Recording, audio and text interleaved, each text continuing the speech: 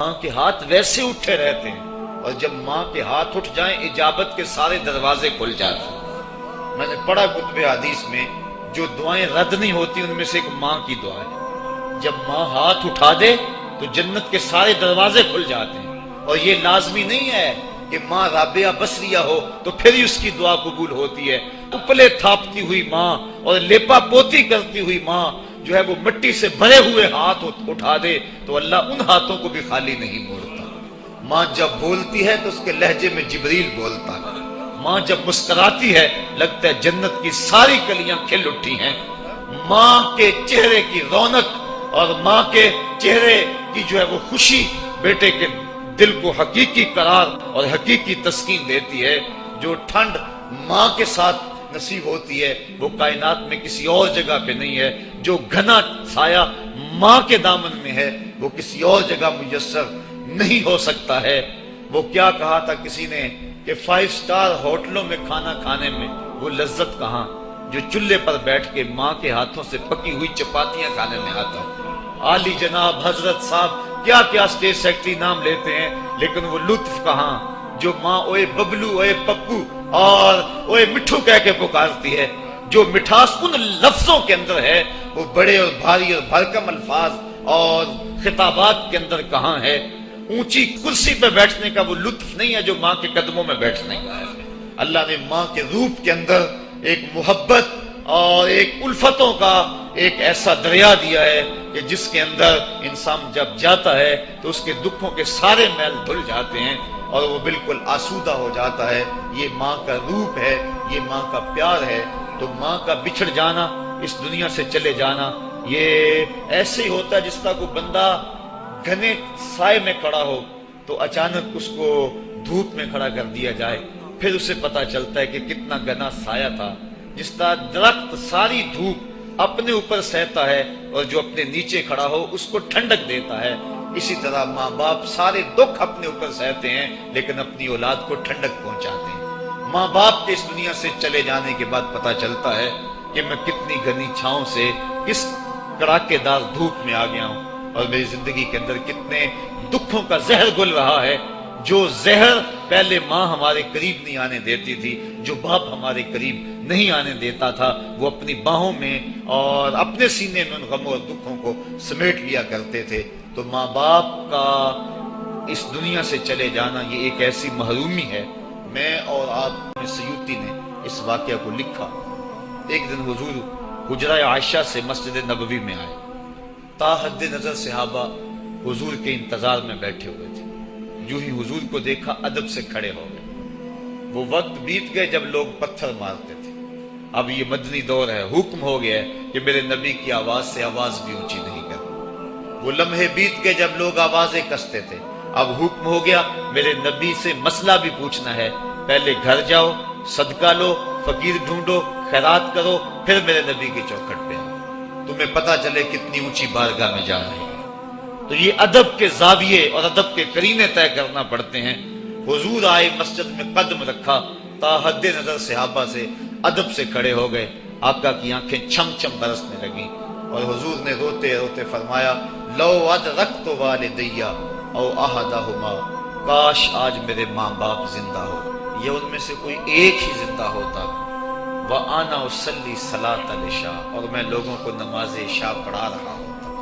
انسان نے دکھوں کا دور دیکھا ہو، بعد میں اللہ خوشحالیاں دے دے تو انسان اس بات کی ضرور آرزو کرتا ہے کہ میرے ماں باپ نے میرے دکھوں کا دور دیکھا، کاش آج میرے سر پہ عزتوں کی سجی ہوئی دستار بھی دیکھتے، آج مجھے وقار کی مسند پہ بیٹھا ہوا بھی دیکھتے، آج میرے گھر میں بچوں کا کھیلنا بھی دیکھتے، آج میرے آنگن کی بہار بھی دیکھتے، آج دولت کی ریل پیل بھی دیکھتے، آج عزتوں کا ظرف جو مجھے نصیب ہوا ہے وہ بھی ماں باپ ملاحظہ کرتے، آج میرے وقار اور میرے عہدہ و منصب کو بھی دیکھتے، معاشرے میں میرے مرتبہ و مقام کو بھی دیکھتے تو کتنے خوش ہوتے۔ جب اللہ کسی کو دولت دیتا ہے، عزت دیتا ہے، شہرت دیتا ہے تو جلنے والوں کی ایک طویل فہرست ہوتی ہے اور پیار کرنے والے بڑے تھوڑے ہوتے ہیں، لیکن ماں باپ بے لوث محبت کرنے والے ہوتے ہیں۔ تو انسان جب کسی ایسے مرحلے پہ پہنچتا ہے تو وہ ضرور یہ آرزو کرتا ہے، کاش آج میرے ماں باپ ہوتے تو وہ دیکھتے تو کتنا خوش ہوتے، ان کی آنکھیں کتنی ٹھنڈی ہوتی، ان کے دل کو کتنی تسکین پہنچتی مجھے اس مرتبے پہ پہنچا ہوا دیکھ کر۔ ظاہر ہے جب حضور پیدا ہوئے تو باپ کا سایہ سر پہ نہیں تھا، 6 سال کی عمر تھی۔ حضور اپنی سمجھا کہ یہ میرا بخار اب جان لیوا ثابت ہوگا۔ انہوں نے ام ایمن کو بلایا اور کہا میرے اس بیٹے کو بحفاظت امیر قریش عبد المطلب تک پہنچا دینا۔ پھر حضور کو سامنے بٹھایا، سر پہ ہاتھ رکھا۔ جب سیدہ آمنہ نے اپنے بیٹے کے سر پہ ہاتھ رکھا، بیوہ ماں کا ہاتھ جب اپنے یتیم بچے کے سر پہ آیا تو ابوا کی ریت کے ذرے بھی رونے لگے۔ سیدہ آمنہ کچھ کہنا چاہتی تھی لیکن ضبط کے بندھن ٹوٹ گئے، آنکھوں سے سیلاب اشک جاری ہو گیا۔ تو جو کہنا چاہ رہی تھی اس میں چند جملے ادا کیے جو ابن حشام نے محفوظ کیے۔ سیدہ آمنہ نے کہا بیٹا ہر نئی چیز نے پرانی ہو جانا ہے، ہر باقی نے فنا ہو جانا ہے، میں بھی جا رہی ہوں، بس ذکر باقن و ولد تو تہرا، لیکن میرا ذکر نہیں مٹے گا، میں تیرے جیسا ستھرا بیٹا چھوڑ کے جا رہی ہوں۔ جن ماؤں کے بیٹے اتنے اچھے ہوں ان ماؤں کا ذکر نہیں مٹا کرتا۔ یہ آخری لفظ تھے سیدہ آمنہ کے، اس کے بعد ان کا انتقال ہو گیا۔ حضور اپنی ماں کے جسد سے لپٹ کر روتے تھے اور کہتے امی آپ آگے بولتی کیوں نہیں ہیں؟ 6 سال کی معصوم عمر، ابوا کی ریت کے ٹیلے، کونین کے سردار کے لیے یہ دکھوں کی کہانیاں۔ اللہ کے محبوب علیہ السلام نے وہیں اپنی ماں کی تدفین کی اور وہ اپنی ماں کی قبر کے اوپر پتھروں کے ٹکڑے رکھے۔ اور یہاں آج ہو بھی کیا سکتا تھا؟ مدینے میں حضور کی ماں کا انتقال ہوتا، کتنے صحابہ جنازے میں ہوتے، فرشتے جنت سے پھول لے کر آتے حضور کی ماں کی قبر پہ چڑھانے کے لیے۔ یہ ابوا کی ریت ہے، مسافرت، غربت۔ حضور نے مٹی کے اس تودے کے اوپر اپنی ماں کی قبر کے اوپر پتھر کے ٹکڑے رکھے، اور وہ کیا کسی شاعر نے کہا تھا تجھے کن پھولوں سے ہم کفن دیں، تو جدا ہی ایسے موسموں میں ہوا جب درختوں کے ہاتھ پھولوں سے تھی کہ امیر قریش حضرت عبد المطلب کا بھی انتقال ہو گیا۔ میں نے ابن حشام میں پڑھا ہے کہ جب امیر قریش کا جنازہ اٹھا تو پورا مکہ امڑ آیا جنازے میں، لیکن 8 سال کا ایک بچہ تھا جو دیواروں سے لگ لگ کے روتا تھا۔ آج اس کا یہ سہارا بھی چلا گیا۔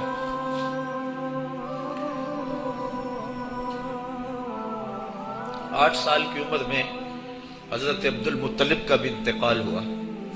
پھر حضور اپنے چچا کی کفالت میں آئے، وہ دن بھی بیتے، طائف کے بازار بھی آئے، مکے کی گلیاں بھی آئیں، بچھتے ہوئے کانٹے، کھدتے ہوئے گڑے۔ کبھی عقبہ بن ابی معیط جسم پہ اوجریاں ڈال رہا ہے، کبھی کوئی بدن نازک پہ کوڑا ڈال رہا ہے، کبھی حضور علیہ السلام کی راستوں میں ام جمیل کانٹے بچھا رہی ہے، کبھی بدر سجتا ہے، کبھی احد کی لڑائی ہوتی ہے، حضور کے چچا کے کلیجے کو چبایا جاتا ہے۔ یہ دن سخت ترین دن تھا۔ حضور کے سر پہ پٹی بندھی ہوئی تھی، آنکھوں میں آنسو جاری تھے اور بار بار کہتے تھے ما فعل امی، میرے چچا کی کہانی سناؤ۔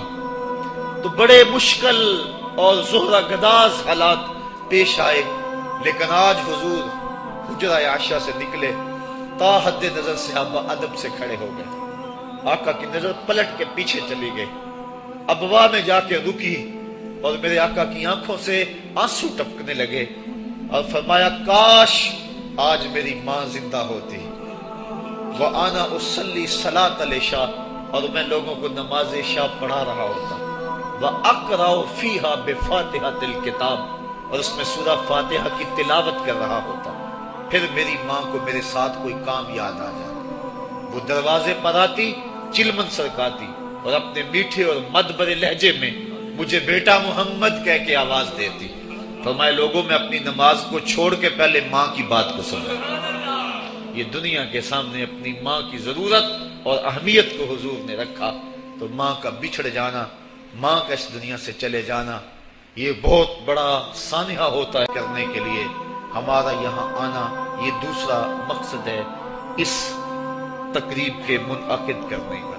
اللہ تعالیٰ جل شانہ نے ایسا رشتہ ماں کی صورت میں پیدا کیا ہے، جنت کی چھاؤں کا دنیا کے اوپر روپ ہے ماں کی ذات، جنت کی گھنی چھاں ہے ماں کا وجود، اور اللہ نے اپنی رحمتوں کو اگر کوئی صورت دی ہے تو وہ ماں کا روپ ہے۔ اور ماں کے سینے میں وہ تڑپتی ہوئی ممتا اور محبت کے وہ پگھلتے ہوئے جذبات رکھے گئے ہیں کہ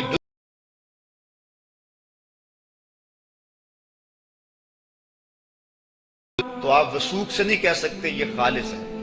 ہر شے 2 نمبر دستیاب ہے، ہر شے میں ملاوٹ ہے، لیکن ایک چیز آج بھی ملاوٹ سے پاک ہے اور وہ ماں کا پیار ہے.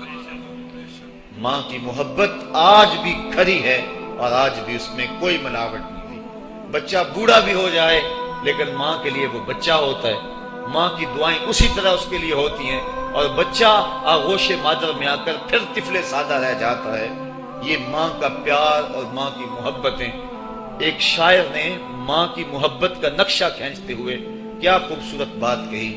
وہ کہتا ہے مدت ہوئی میری ماں نہیں سوئی تابش، میں نے ایک بار کہا تھا مجھے رات کو ڈر لگتا ہے. کہا سحری کے وقت میں نے ایک بار اٹھ کے رات کو چونک کر کہا تھا مجھے رات کو ڈر لگتا ہے. مدت ہو گئی اس بات کو، یہ قصہ پرانا ہو گیا ہوا ہے، مجھے بھی بھول گیا ہوا ہے، لیکن میری ماں رات کو نہیں سوتی، میرے بیٹے کو کہیں ڈر نہ لگ رہا. یہ ماں کے پیار کا روپ ہے.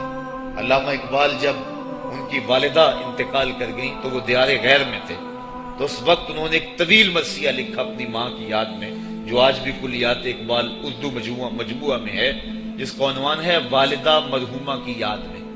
اس کے اندر لکھتے ہیں آہ اب وطن میں ہوگا کس کو میرا انتظار، آہ وطن میں ہوگا اب کس کو میرا انتظار، کون میرا خط نہ آنے سے رہے گا بے قرار، آرزو لے کر تیری خاک مرکت پہ آؤں گا، اب دعائے نیم شب میں کس کو میں یاد آؤں گا. کون پچھلے پہر اٹھ کے دعا کرے؟